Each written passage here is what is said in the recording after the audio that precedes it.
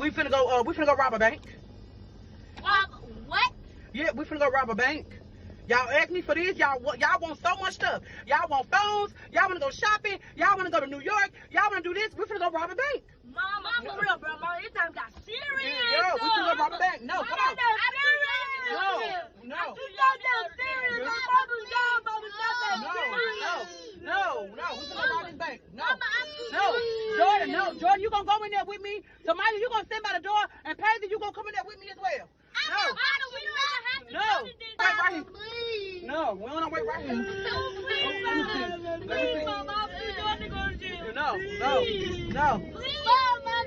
see. No. That's definitely one way to teach your kids to be frugal. Maybe not even the worst way. Welcome back, beautiful and amazing human beings. My name's Luke Rudowski here of WeAreChange.org, and there's a lot of absolutely wild and strange news out there, as domestically the situation, especially financially, is not all right, and it's only going to get worse from here, especially with this upcoming presidential election and the larger economic consequences after it, as internationally there are larger efforts towards censoring and destroying free speech, led by artificial intelligence, Klaus Schwab, and the World Economic Forum, that some brave individuals like Tucker Carlson are finally calling out by name. He also hung out with them. What's really going on here? Well, we're going to be talking about that, plus a lot more, all here on this independent media broadcast. If you like the shirt that reads Viva la Libertad, carajo!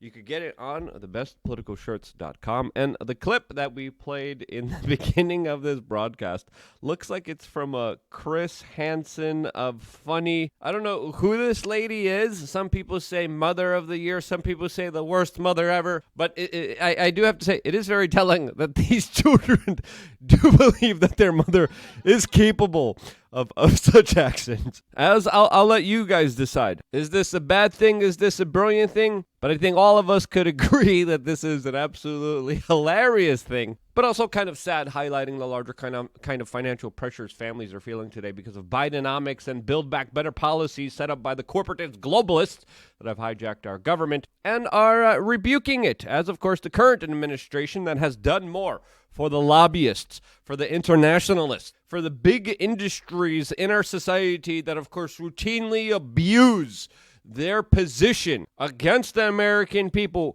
who have gotten their way through this Biden administration are finally being recalled, as the latest poll numbers, even according to the New York Times, highlight how Joe Biden has the lowest support amongst women for any Democrat since 2004, as of course the female vote is key and integral for the Democrats. Overwhelmingly, white women vote, suburban white women vote for Democrats.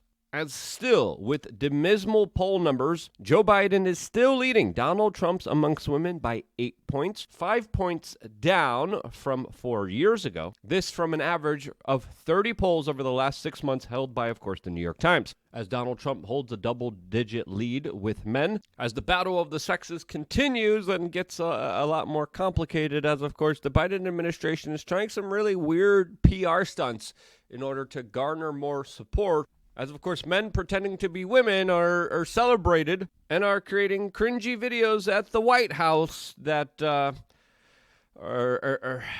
pretty weird here.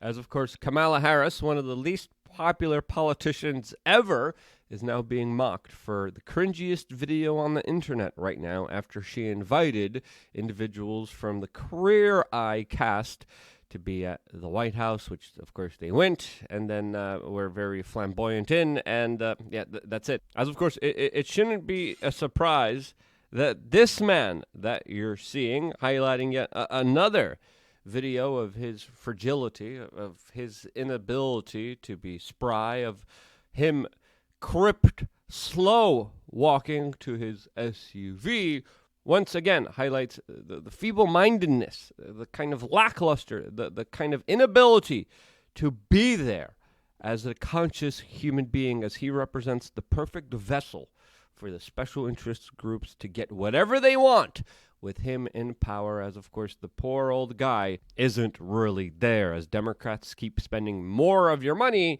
and create more problems that money was supposed to solve. As in Portland, Oregon, 3 of their biggest counties have spent more than $500 million fighting homelessness, which has only increased in the state dramatically. But don't worry, the Democrats have another plan, and that, of course, is giving away more money that magically grows on trees. No, it's printed, and every time it's printed, it, of course, devalues the dollars that are in your pocket, that are in your savings, that are in your bank, that, of course, just slowly and surely start to disappear without you even noticing, with a thing called inflation.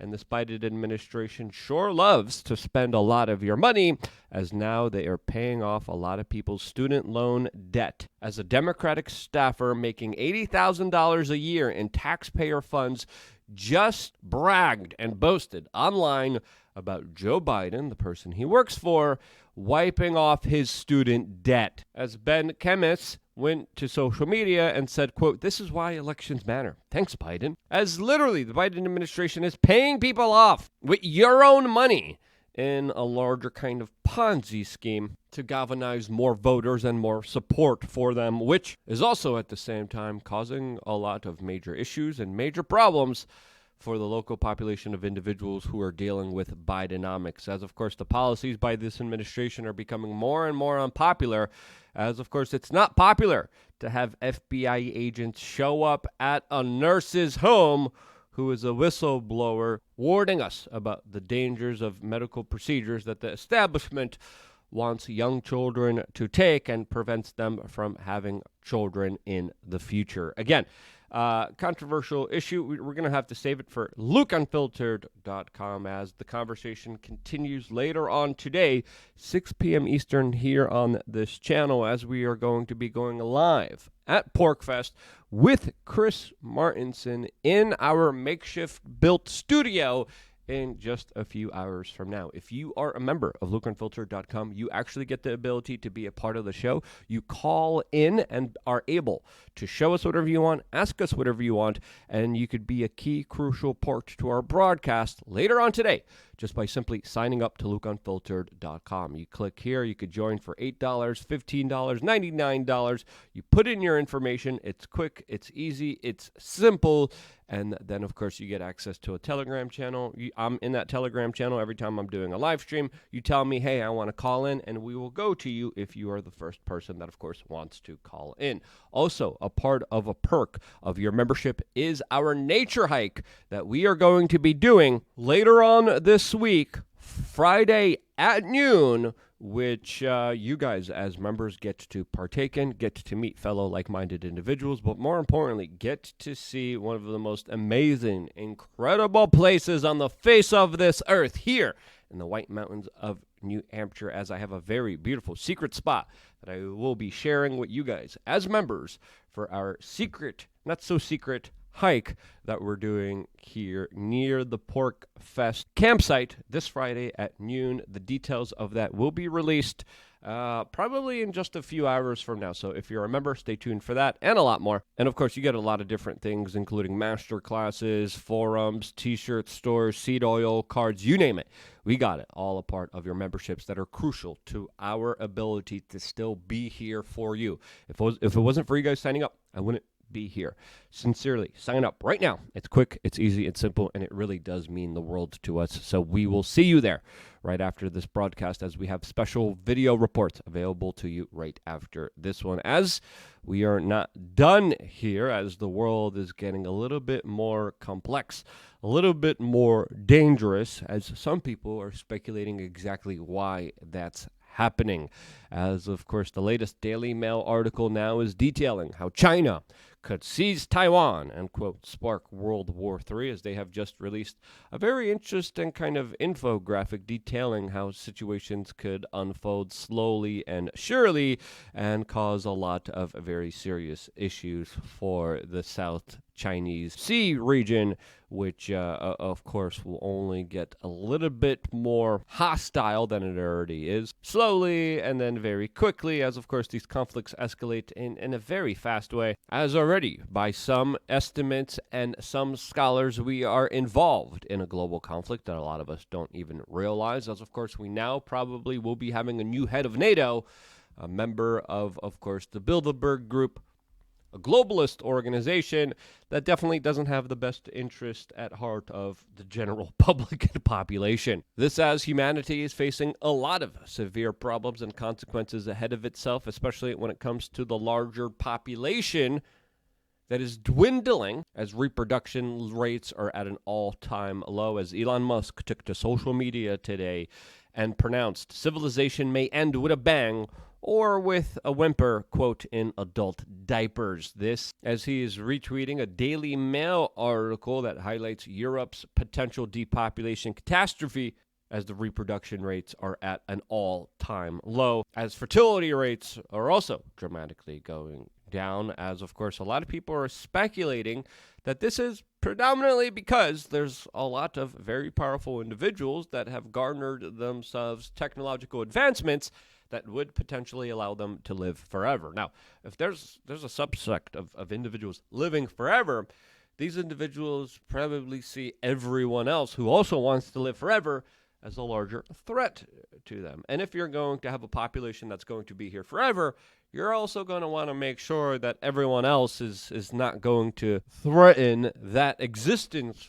for you. And this is why some people believe and are speculating that there's a larger depopulation agenda at play here, which potentially could explain why replacement levels are at an all-time low, and also why the world is being brought to the brink of war, which, of course, would significantly lower the population, which is something that a lot of internationalists, a lot of globalists have been calling for a long time. This, as the World Economic Forum, usually represents a lot of those ideas, especially with Klaus Schwab, especially with other individuals like Bill Gates, as there are populists. There are individuals who usually routinely speak out against these individuals, as Elon Musk previously described these individuals as expansionists, individuals who, of course, want the population to grow versus, of course, the people who want to exterminate humanity in a large way. Tucker Carlson has also been speaking about these issues for a very long time, as he is now in Australia, warning the local population there that, by the way, the World Economic Forum has heavily influenced and some people would even say hijacked their governments for their own sinister purposes, as he's telling the local population there that they should put the politicians that put them in concentration camps recently, quote, in jail. Those politicians, of course, heavily influenced by the World Economic Forum, which Tucker Carlson had some very interesting comments on a recent podcast episode, as he detailed his kind of larger interactions with them, specifically detailing how he found a lot of them, quote, unimpressive. Here's a small context of this initial clip. The more you realize that the people running things are like mediocre, they're buffoons. They have no idea what they're doing. Tony Blinken, I mean, really? Anyway, no, I don't think there's like a conspiracy. I doubt they're smart enough to like articulate it and write it down or anything like that. But it's just like, again, they're weak people. They're motivated by rage and envy. They're not the people who built the current society that we live in. Anything worth having, they did not build, from our beautiful train stations to our power grid, to any of our infrastructure, to Harvard University, to our legal code, to anything that's great about America. They didn't, protect the national parks. They had nothing to do with Yellowstone. Like they didn't create anything, and they're not capable of it. And they're mad about it. And they're mad in the way that primitive, envious people are mad. They don't celebrate beauty, they destroy beauty. You see this a lot. It's one of the main motivators of evil, in my view.